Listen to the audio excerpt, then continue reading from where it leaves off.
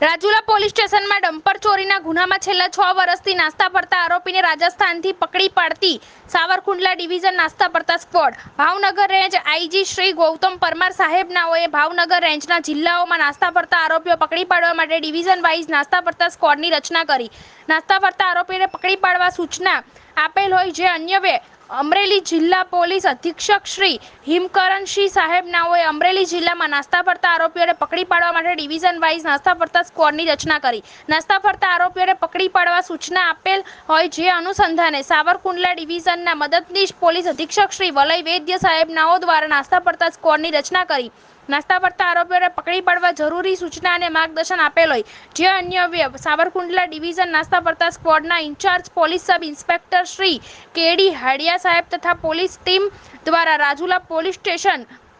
ગુના registered number 49/2018 IPC કલમ 379 114 મુજબના ગુન્હાના કામના આરોપીઓએ હિંડોરણા ચોકડી પાસે આવેલ રવિરાજ એન્ટરપ્રાઇઝ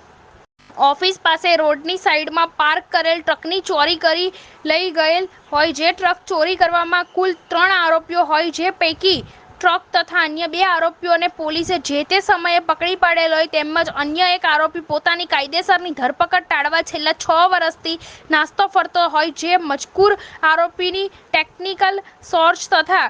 ચોક્કસ બાતમી આધારે રાજસ્થાન રાજ્યના અજમેર જિલ્લાના પિસાંગન તાલુકાના સેઠન ગામમાંથી પકડી પાડી ધોરણસરની કાર્યવાહી કરતી સાવરકુંડલા ડિવિઝન નાસ્તા ફરતા સ્ક્વોડ. રિપોર્ટર બાય કલમ સંઘર્ષ ન્યૂઝ.